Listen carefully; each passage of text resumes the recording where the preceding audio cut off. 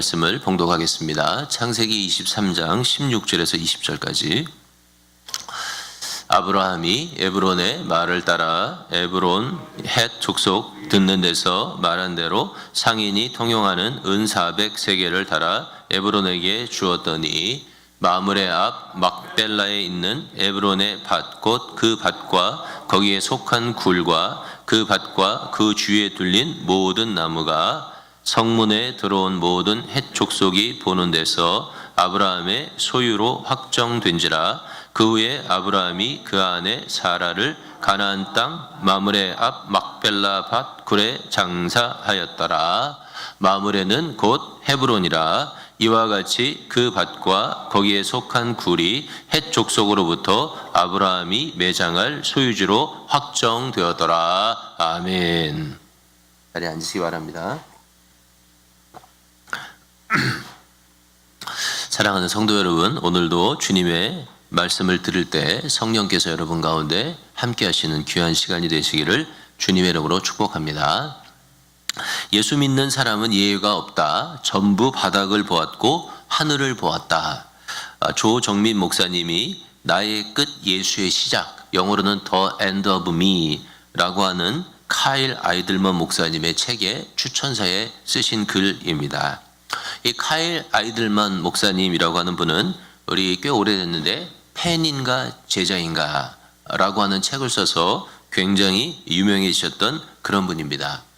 목사님은 우리가 우리의 끝을 볼 때 비로소 예수님의 시작을 볼 수 있다고 그렇게 역설하고 있습니다. 목사님의 이 책은 이런 이야기로 시작됩니다. 어느 날 카일 목사님에게 몇 통의 전화가 왔었다는 비서의 이야기를 목사님이 듣게 됩니다.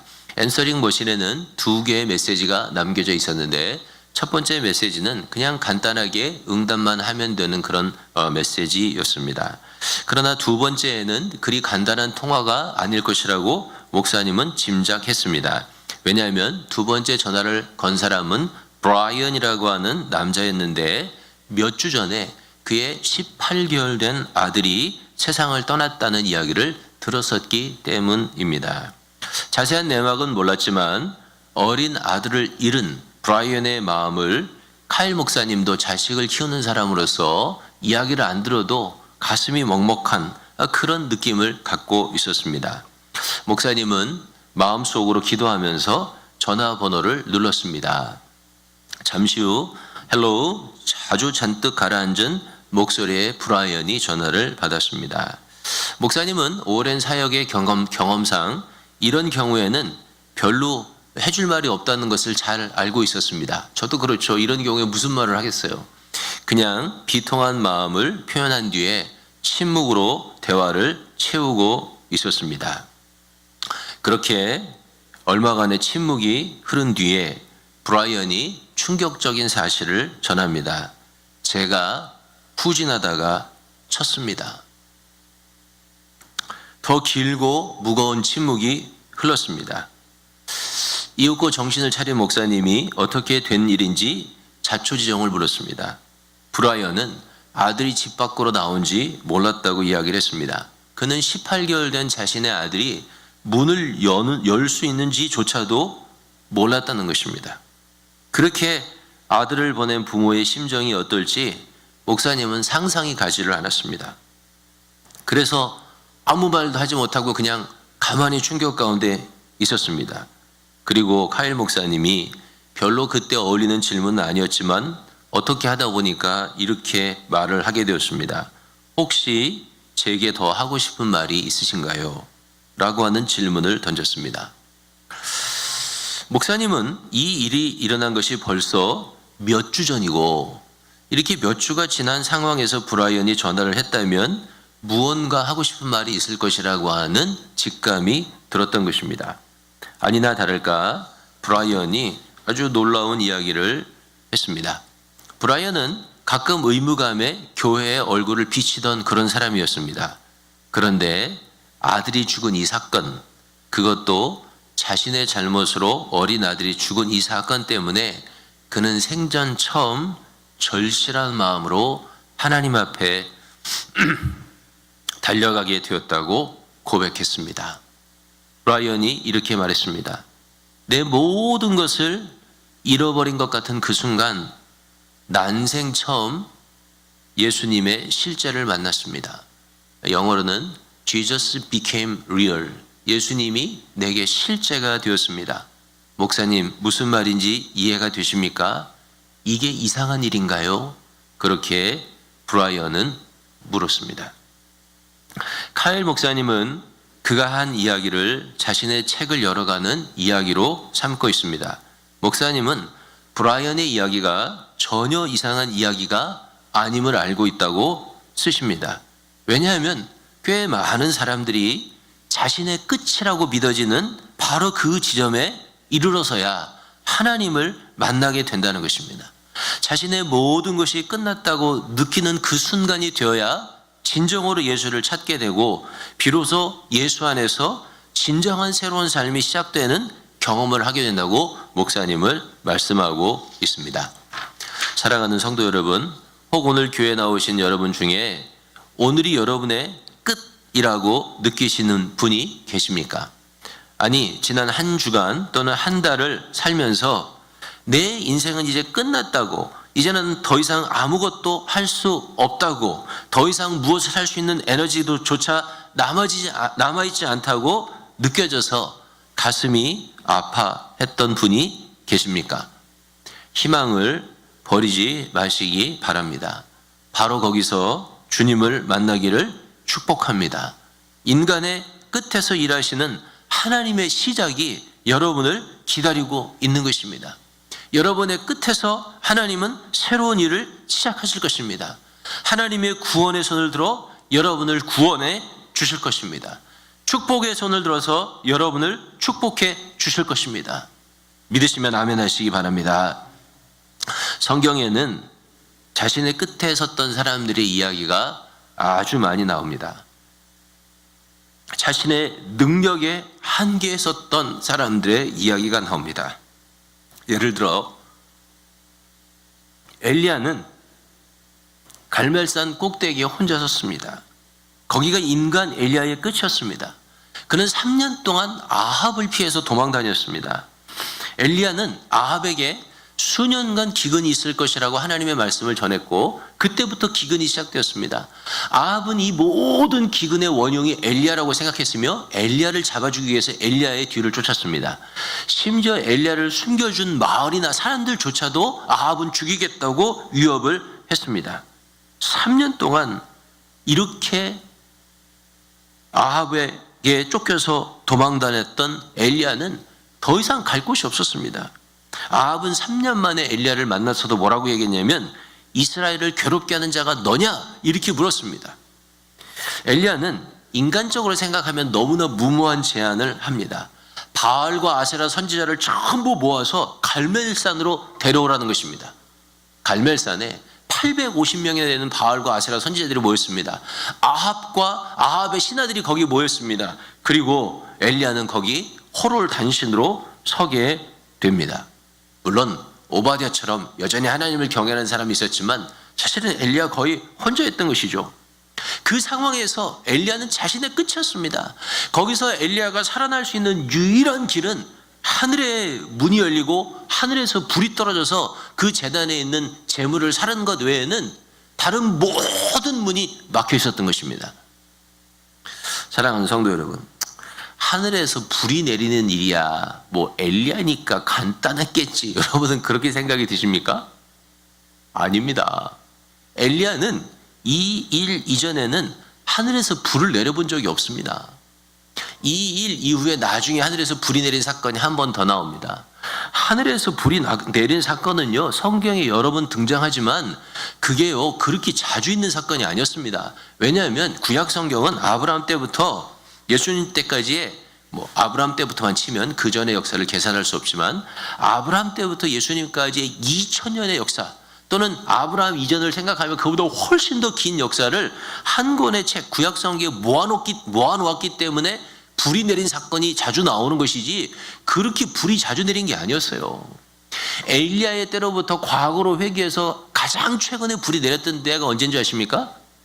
엘리야를 기점으로 해서 150년 전 솔로몬이 하나님 앞에 성전을 지어놓고 거기서 하나님 앞에 제물을 드렸을 때 그때 하늘에서 불이 내렸다고 역대기에 기록되어 있습니다. 엘리야가요, 갈멜산 꼭대기에 올라가서 제물을 쌓아놓고 하늘에서 불이 내려서 저 제물을 살아드시니 참신이다 그렇게 말했을 때요, 엘리야는 뭘 기대하고 있는지 아십니까? 150년 전에 있었던 사건, 자기가 성경에서 읽었던 사건, 솔로몬이 성전에서 제물 드렸을 때 일어났던 사건, 아니 더 뒤로 올라가면요, 그때부터 약 2000년 전에 아브라함이 모리아산에서 그 제단에 아들을 드리려고 했다가 하나님이 짐승 주셔서 그때 살랐던 그 사건, 그거를 기억하면서 지금 하늘에서 불을 내려달라는 거예요. 이게 얼마나 자신의 끝인지 여러분 이해가 되십니까? 갈멜산에서 엘리야는 자신의 힘과 능력으로는 도무지 아무것도 다 할 수 없는, 정말 하늘에서 불을 내리는 것 빼고는 아무것도 할 수 없는 자신의 끝에 서 있었던 것입니다. 그리고 하나님은 바로 그때 하나님의 일을 시작하십니다. 요나를 생각해 보세요. 요나는 하나님의 명령을 피해서 도망가다가 물고기 뱃속에 들어갑니다. 물고기 뱃속에서 3일을 지내게 되죠. 자, 3일 동안 물고기 뱃속에서 어떻게 물고기의 유액으로부터 보호를 받았는지, 어떻게 숨을 쉬었는지 불가사의합니다. 우리는 이해하지 못합니다. 우리가 아는 것은 요나는 물고기 뱃속에서 죽었다는 것입니다. 그는 거기서 그의 끝을 보았습니다. 한 걸음도 더 나갈 수 없는 그의 끝이 거기에 있었습니다. 그런데 그때 하나님의 역사가 시작됩니다. 요나는 하나님 앞에 순종하게 되고 하나님은 그를 니느웨로 보내게 되며 니느웨의 큰 성에서 수없이 많은 사람들이 하나님 앞에 돌아오게 됩니다. 성경은 자신의 끝에서 하나님을 만난 사람들, 하나님의 일의 시작을 본 사람들의 이야기로 가득합니다. 오늘 본문에 나오는 아브라함의 이야기를 한번 보십시오. 오늘 본문에 나오는 아브라함은 자신의 아내 사라가 죽는 것을 경험하고 있습니다. 사람이 내가 진짜 무력해서 아무것도 할 수 없다고 느끼는 모든 사람이 겪게 되는 공통적인 체험이 있습니다. 그게 언제인지 아십니까? 내가 사랑하는 가족이 죽었을 때입니다. 내가 사랑하는 가족이 죽었을 그때 우리는 정말 무력감을 느낍니다. 내가 사랑하는 가족이 아팠고 돌아가셨습니다. 근데 나는 할 수 있는 게 아무것도 없는 거예요. 거기서 우리는 우리의 인생의 끝을 봅니다. 아브라함은 사라가 죽었을 때 아무것도 할 수 없는 자신의 끝을 보았습니다. 사라는요, 평생 아브라함과 같이 살았어요. 사라가 아브라함하고 몇 년이나 같이 살았을까요? 모릅니다. 성경에 나오지 않아요. 사라가 돌아가셨을 때 나이가 127세였어요. 그러니까 만약에 사라가 27살에 결혼했다면 100년을 같이 산 거죠. 그런데 27살보다는 훨씬 어렸을 때 결혼했을 가능성이 많지 않습니까? 그러니까 100년도 넘게 같이 살았던 부인이 돌아가신 거죠. 그 사라는 아브라함에게 유일한 상속자인 이삭을 낳아준 여인입니다. 사라는요, 성경에서 굉장히 중요한 사람이에요. 왜냐하면 창세기부터 읽어보면 제일 먼저 나오는 여자 이름이 뭔지 아십니까? 이브입니다. 이브. 그리고 나서 두 번째 이름이 나오는 여자가 누구냐면 사라예요. 그 전에는 이름이 나오는 여자가 없습니다. 두 번째로 이름 나오는 여자가 사라예요. 성경에 죽어서 장사되었다고 기록된 최초의 인물이 누군지 아십니까? 그 사람이 사라예요. 장래 얘기가 기록된 사람이.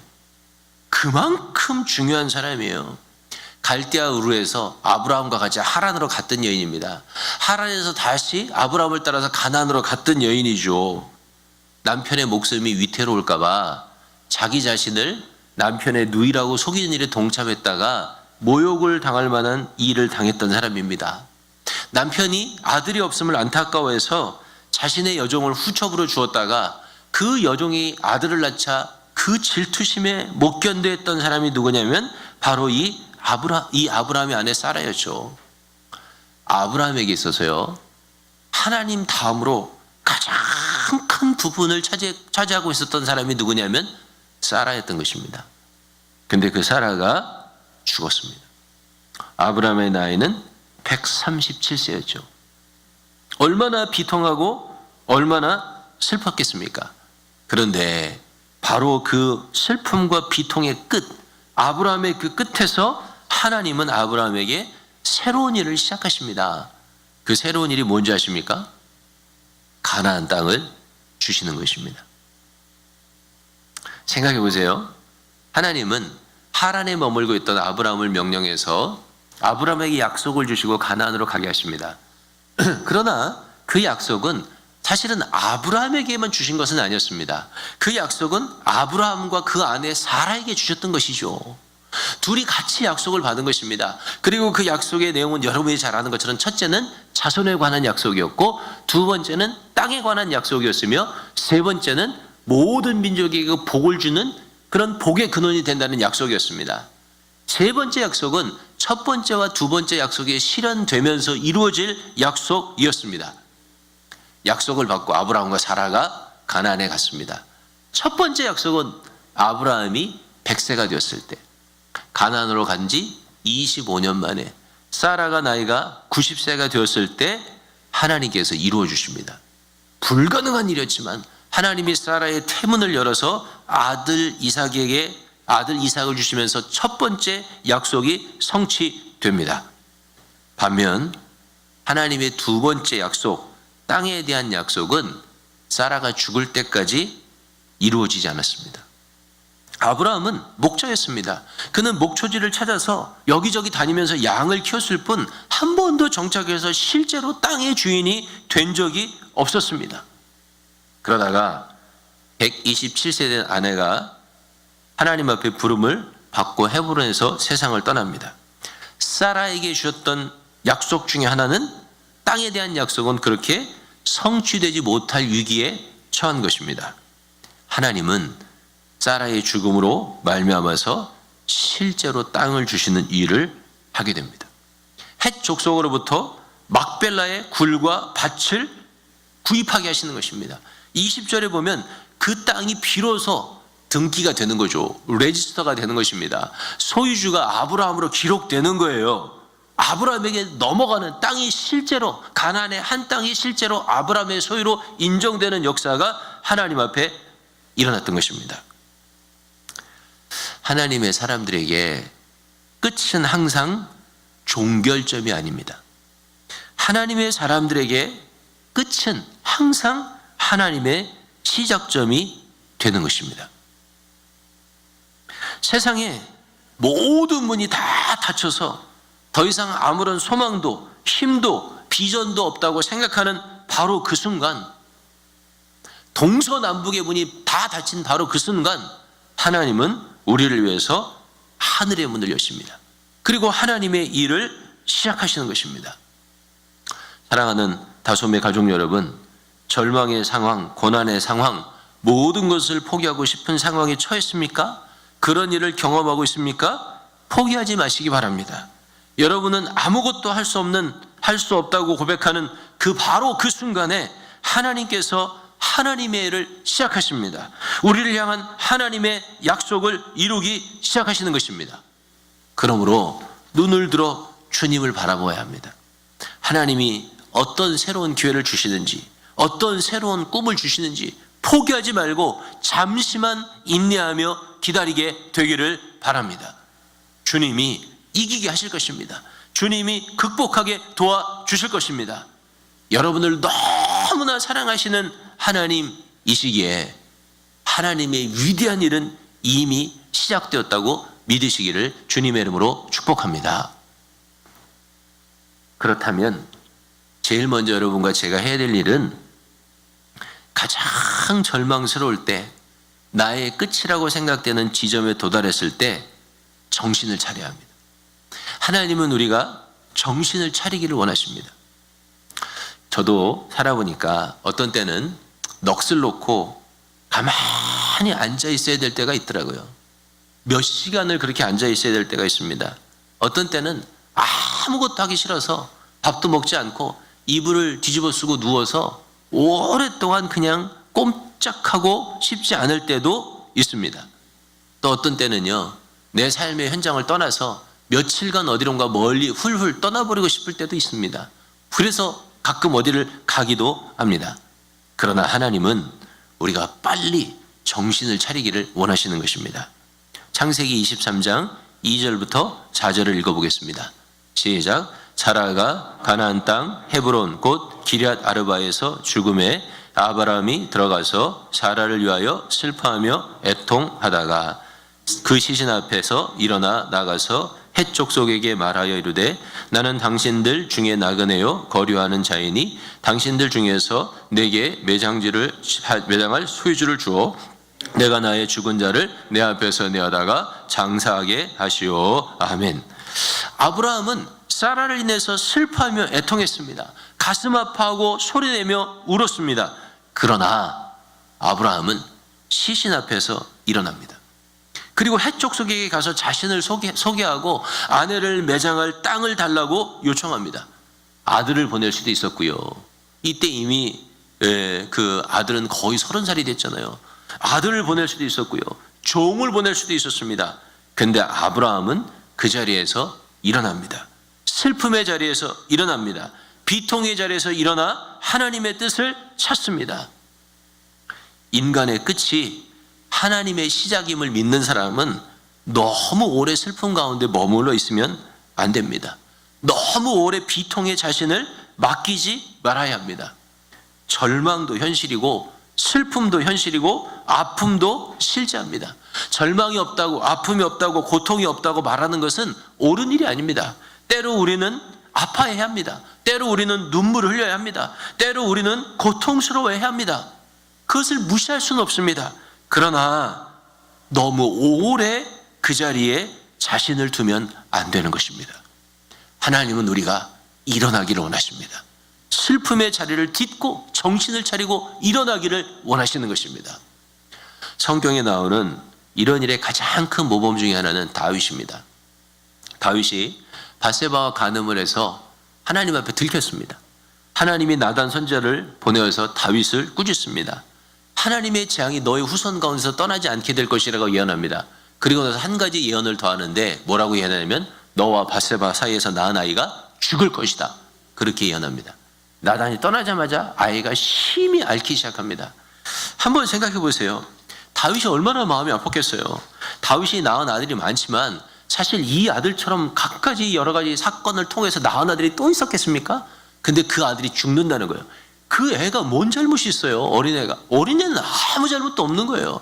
하나님의 말씀은 네 부모들 죄 때문에 이 아이가 죽는다는 거예요. 다윗이요, 너무 가슴이 아팠습니다.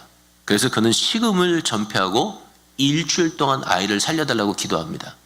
먹지 않고 아무것도 마시지 않고 그 아이를 살려달라고 하나님 앞에 기도하는 거예요.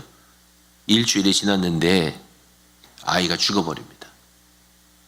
얼마나 힘들었겠습니까? 자신의 모든 잘못이 사람들 앞에 낱낱이 드러나고요. 하나님의 재앙이 그 집에 선포되고요. 하나님의 심판으로 아기가 죽었어요. 얼마나 고통스럽겠습니까? 얼마나 마음이 복잡스럽겠습니까? 그런데요, 다윗은 아이가 죽자마자 일어납니다. 지나간 일을 어쩔 수 없다고 그는 인정합니다. 그리고 어떻게 하는지 아세요? 얼굴을 씻고요, 의복을 갖춰 입고 하나님의 성전으로 향합니다. 그리고 하나님 앞에 예배합니다. 하나님 앞에 모든 걸 인정하고 하나님 앞에 예배하는 것입니다. 하나님, 내가 할 수 있는 일이 뭐가 있겠습니까? 내 잘못으로 하나님이 내 아들을 쳐서 하나님이 데려가셨습니다. 내 죄 때문입니다. 나를 용서하십시오. 그러게 하나님 앞에 예배해요. 그리고 나서 밧세바를 찾아가요. 그리고 밧세바를 위로합니다. 그 다음에 성경이 어떻게 됐는지 아세요? 바로 그 다음 절에 하나님이 다윗과 밧세바에게 다른 아들을 주세요. 하나님의 새로운 시작을 주세요. 그게 누구예요? 솔로몬이에요. 그리고 성경은 하나님이 그 솔로몬을 사랑했다고 쓰고 있습니다. 인간의 끝에서 우리는 너무 슬프고 절망스럽고 고통스럽지만 거기에 오랫동안 자신을 버려두면 안 되는 것입니다. 우리는 하나님을 믿고 일어나야 하는 것입니다. 하나님을 믿고 정신을 차려야 하는 것입니다. 내가 할 수 있는 일이 있는지 없는지 찾아보아야 합니다. 어떤 때는 하나님이 내가 할 수 있는 일을 하나도 남겨두지 않습니다. 그러나 어떤 때는 내가 할 수 있는 작은 일들을 주시는 것입니다. 아브라함이 할 수 있었던 유일한 일은 이때는 일어나서 자기 아내의 장사를 위해서 장사 지낼 구를 찾는 것이었습니다. 아브라함은 일어났고 그 일에 순종했습니다. 마지막으로는 새로운 결단이 필요합니다. 창세기 23장 5절과 6절을 읽어보겠습니다. 시작. 헷족속이 아브라함에게 대답하여 이르되 내 주여 들으소서. 당신은 우리 가운데 있는 하나님이 세우신 지도자이시니 우리 묘실 중에서 좋은 곳을 택하여 당신의 죽은 자를 장사하소서. 우리 중에서 자기 묘실에 당신의 죽은 자 장사함을 금할 자가 없으리이다. 아멘. 상을 당했던 아브라함에게 헷족속은 매우 정중한 대답을 합니다. 사라를 자기들 무덤 중에 어디에나 장사라는 거예요. 그런데 뭐라고 얘기하냐면 땅은 안 팔겠다는 거예요. 굴은 안 주겠다는 거예요. 땅이 이 시대에 어떤 의미를 가지고 있었는지 우리는 정확히 모릅니다. 워낙 옛날이니까요. 그런데 구약 성경을 읽어보고 또 고대 팔레스타인의 일들, 또 하나님께서 이스라엘 백성에게 땅을 분배하시는 일, 50년 만에 그 땅을 다 자기 본래의 소유자에게 돌려주게 하신 일, 이런 일들을 생각하면요, 구약 시대에도 땅은 굉장히 중요했다는 것을 알 수 있어요. 헷족속이 당신이 슬픔을 당했습니까? 내가 위로하겠습니다. 장사는 지내세요. 그러나 땅을 팔 수는 없습니다. 그렇게 나온 거예요. 아브라함이 2번을 더 요청합니다. 머리를 정중하게 숙이고 자기가 원하는 굴을 이야기합니다. 막벨라 밭에 머리에 있는 막벨라 밭머리에 있는 그 굴을 원한다고 말합니다. 그때 하나님의 역사가 일어나요. 어떻게 일어나냐면 그 밭의 주인이었던 에브론이 일어나서 뭐라고 얘기하냐면 이렇게 얘기합니다. 내 주여 내 말을 들으소서. 내가 그 밭과 그 굴을 당신에게 드리겠습니다. 이렇게 얘기하는 거예요. 물론 상술입니다. 그걸 그냥 주겠다는 게 아니에요. 그거를 팔겠다는 얘기입니다. 고대의 상술이에요. 아브라함은 뭐를 원했죠? 굴만 원했습니다. 그런데 에브론은 뭐라고 얘기하냐면 그 굴을 둘러싸고 있는 밭도 주겠다는 것입니다. 하나님의 역사인 거죠. 아브라함이 그 이야기를 들었을 때, 야, 이게 진짜 하나님이 내가 이 땅에 들어와서 땅을 주시겠다고 얘기했는데 진짜로 땅을 주시려고 하는 하나님의 뜻이구나. 그걸 깨달았는지 안 깨달았는지는 몰라요. 깨달았을 가능성이 많다고 생각해요. 아니래도 어쩔 수 없어요.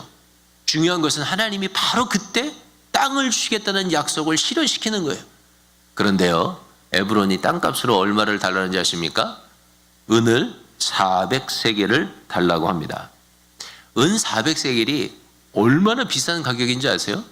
이게 엄청납니다. 왜냐하면 그때부터 약 1000년의 시간이 지난 다음에, 1000년의 시간이 지나서 또 화폐 가치를 비교하기는 어렵지만 약 1000년의 시간이 지난 다음에 다윗이 아라우나의 타작마당과 소와 밭을 사게 됩니다. 그때 은을 얼마를 주고 샀는지 아십니까? 50세겔을 주고 샀습니다. 50세겔. 그때 돈은 지금처럼 지폐가 아니고 은을 달아주는 거였잖아요. 그러니까 1000년이 지나도 땅하고 밭하고 거기 있던 소까지 다 사는데도 50세겔이었어요. 근데 아브라함에게 요구했던 땅값은 400세겔이에요. 엄청난 땅값을 요구한 거예요. 예레미야가 그 후에 아나돗이라고 하는 땅을 사게 되는데요. 성경에 나옵니다. 아나돗이라고 하는 땅을 예레미야가 살 때는 얼마였는지 아십니까? 17은세겔이었어요. 엄청난 돈을 요구한 거예요. 근데 아브라함이 그 땅을 사요. 결단한 것입니다. 하나님이 주시는 땅이라고 믿었기 때문에 아마 결단했을 것 같아요. 어쩌면 그냥 아내를 위해서 이 정도 돈은 투자해야 되겠다, 그런 결단이었는지도 몰라요. 그런데 아브라함은 결단했고 그 결단을 통해서 하나님의 역사가 일어나요. 사랑하는 성도 여러분, 성경을 보십시오. 모세가 나이가 80이 되어서 자신의 끝을 봅니다. 더 이상 나는 아무것도 할 수 없고 40년 동안 양치기로 이제 미디안에서 내가 죽는구나, 그렇게 생각했을 때 하나님이 모세에게 나타나십니다. 그리고 모세에게 신발을 벗어라 그러시죠. 그리고 내가 너를 바로에게 보내겠다고 말씀하십니다. 모세가 뭘 결단해야 했나요? 40년 동안 살았던 자기의 집, 아내, 아이들, 거기를 어떻게 해요? 버려두고 다시 자신의 생명을 죽일 수 있는 바로에게 돌아가겠다고 결단해야만 했던 것입니다. 우리가 지금 여호수아서를 공부하고 있는데 아마 오늘 여러분이 그 과를 공부할 것 같아요. 여호수아서를 공부해 보면 요단강에 선 이스라엘 백성과 여호수아는 많은 것의 끝을 봅니다. 거기서 첫째, 모세가 죽었습니다. 두 번째, 하나님의 불기둥과 구름기둥의 인도하심이 끝이 났습니다. 세 번째, 매일같이 내려오던 만나가 끝이 났습니다. 광야에 나왔던 1세대의 모든 사람이 다 죽었습니다. 얼마나 많은 끝이 요단강 앞에 있었어요. 바로 그때 하나님은 여호수아와 이스라엘 백성들에게 엄청난 결단을 요구하십니다. 첫 번째가 뭔지 아세요? 할례를 행하라는 거예요. 여리고가 저기 있는데 할례를 행하라는 거예요. 두 번째는 유월절을 지키라는 거예요. 지금 당장 전쟁하기도 급한데 유월절을 지키라는 거예요. 세 번째는 여리고성을 도는데 침묵 가운데 돌라는 거예요. 단 하나도 결단하여 따르기가 쉬운 것이 없었습니다. 하나님은 우리의 끝에서 새로운 일을 시작하실 때 항상 우리에게 하나님을 신뢰하는 새로운 결단을 하게 하시는 것입니다. 그것은 다른 결단이 아닙니다. 우리 인생에 하나님의 새로운 일을 시작하시는 그분께 집중하라고 말씀하시는 것입니다. 세상의 모든 것들, 내가 할 수 없는 모든 것들을 다 내려놓고 하나님께만 집중하겠다고 하는 결단을 하라는 것입니다. 하나님만 믿고 살겠다고, 하나님에게만 모든 것을 드리겠다고, 하나님만 의지하겠다고 결단하라는 것입니다. 지나간 날의 순종보다 더 큰 순종을 드리겠다고, 지나간 날들에 가졌던 믿음보다 더 큰 믿음을 갖겠다고 결단하라고 하나님은 요청하십니다.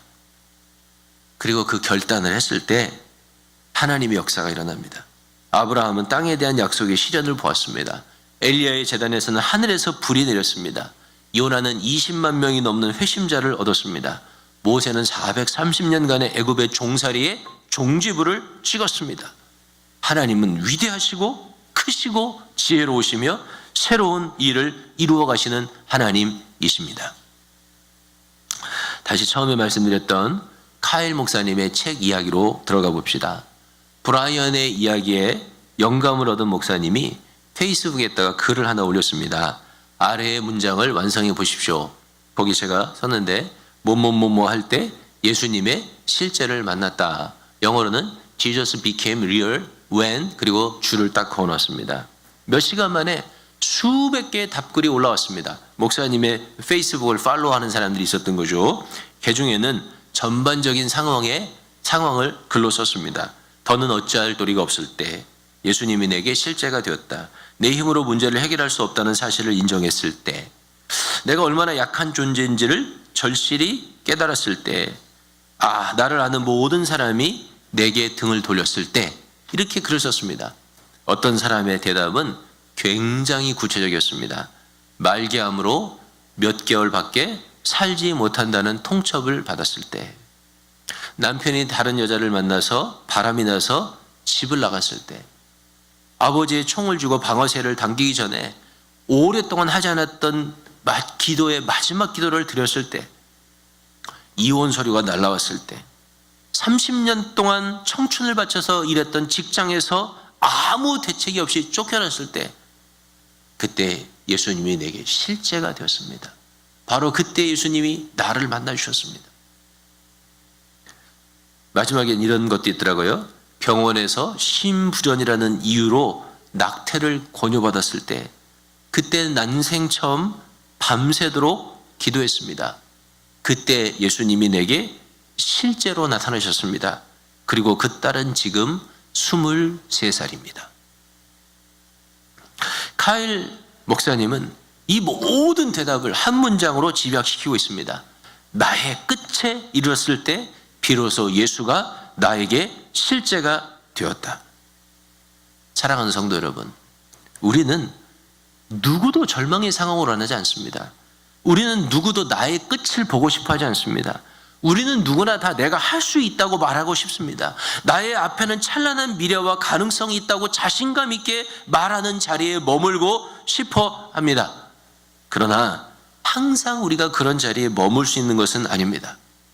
주님은 때때로 우리가 우리의 끝을 볼 때까지 우리를 그냥 놔두십니다. 아니, 어떤 때는 우리가 우리의 끝을 보도록 우리를 이끌어 가십니다. 왜냐하면 바로 그때 우리가 진심으로 하나님을 찾고 진심으로 하나님을 의지하고 진심으로 하나님을 바라보기 때문입니다. 그리고 그 끝에서 주님은 우리의 실제가 되십니다. 우리의 끝에서 하나님은 자신의 놀랍고도 새로운 일을 시작하게 되는 것입니다. 오늘 여러분이 혹 경험하는 여러분의 끝이 있다면 너무 낙심하지 마십시오. 너무 슬퍼하지 마십시오. 슬픔의 자리에 오래 머물지 마십시오. 새로운 결단으로 하나님을 신뢰하십시오. 하나님께서 여러분의 인생에 더 좋은 길을 예비하시고 하나님이 시작하시는 일을 보이실 것입니다. 할렐루야. 우리 같이 한번 찬양할 텐데, 왜 나만 겪는 고난이냐고,